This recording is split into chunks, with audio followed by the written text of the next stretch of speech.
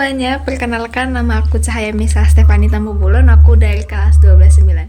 Adanya video ini aku ingin membagikan sedikit kepada teman-teman mengenai firman Tuhan hari ini yang dapat kita ambil dari 1 Korintus 13 ayat 13, yang dimana isinya itu ialah demikianlah ketiga hal ini, yaitu iman, pengharapan, dan kasih, dan yang paling besar diantaranya ialah kasih.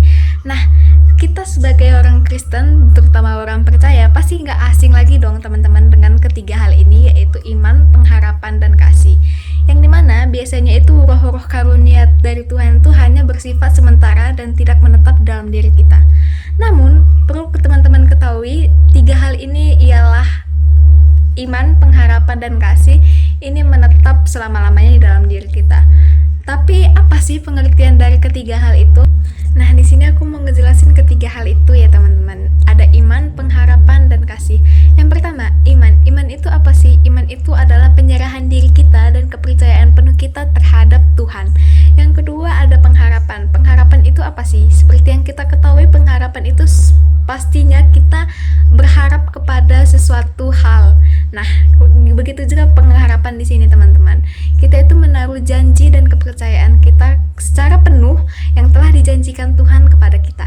Yang ketiga itu kasih. Kasih itu seperti kita melakukan tindakan tanpa adanya mengharapkan imbalan atau balas jasa yang mencerminkan sifat Kristus. Nah, seperti yang kita ketahui, kasih itu ada 4, kasih agape, philia, storge, dan eros. Kasih agape itu merupakan kasih yang paling besar dari Tuhan.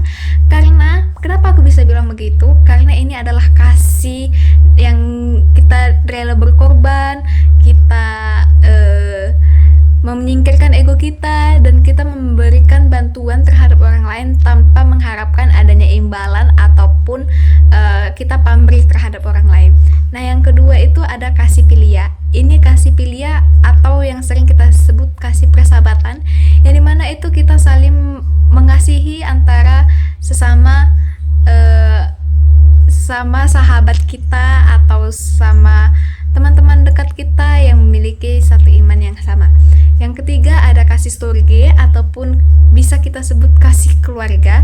Nah, kasih ini kita jalin erat di dalam keluarga. Pastinya di dalam keluarga kita harus saling mengasihi antara satu sama lain.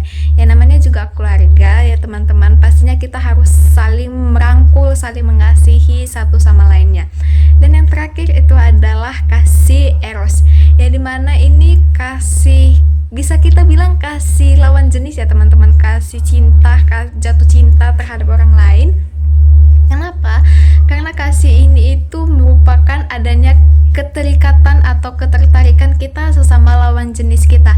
Makanya itu bisa dibilang kasih eros. Nah, namun ada nggak sih penjelasan yang lain setelah 3 pilar ini? Di sini aku bakal ngejelasin secara lanjut ya teman-teman.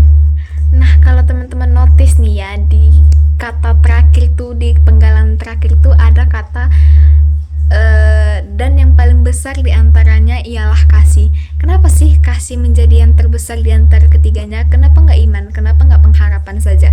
Jadi teman-teman, iman dan pengharapan itu bisa saja menjadi hal yang krusial, tetapi kasih itu tidak akan bisa hilang dalam diri kita. Mau kita gimana pun, kasih itu tetap ada di dalam diri kita. Kenapa? Karena di dalam Alkitab menyatakan bahwa Allah itu adalah kasih, yang dimana kasih itu berarti suatu tindakan atau suatu cerminan yang Tuhan kasih kepada kita, yang harus dan wajib kita laksanakan ketika kita berada di dunia ini.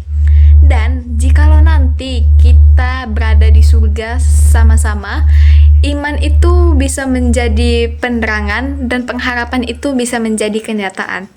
Tapi kasih ini dia akan kekal selama-lamanya sama kita, sampai kita pun nanti di surga itu bakal kita mengasihi Tuhan dan sesama kita sampai selama-lamanya.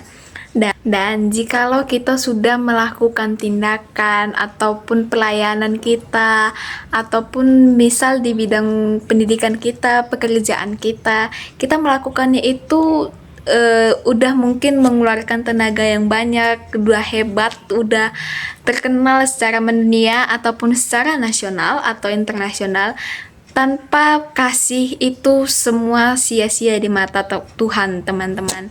Jadi kasih ini ibarat kunci di dalam hidup kita.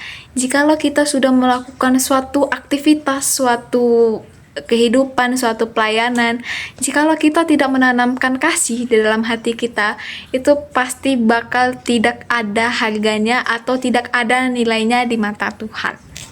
Nah, terakhir nih teman-teman, sebagai penutupnya, kita itu tidak bisa menilai kerohanian seseorang itu dari kehebatan yang sudah ia lakukan selama hidupnya. Tetapi kerohanian seseorang itu dapat kita nilai dari yang pastinya sudah kasih yang ia tanamkan, kasih sabar, murah hati, dan tidak mementingkan diri sendirinya dalam masa kehidupannya. Mungkin itu saja yang bisa saya sampaikan. Semoga nats ini menjadi rema dalam kehidupan kita, dan semoga juga teman-teman dan saya selalu dalam lindungan Tuhan. Terima kasih atas waktunya teman-teman. Saya pamit undur diri. Shalom semuanya.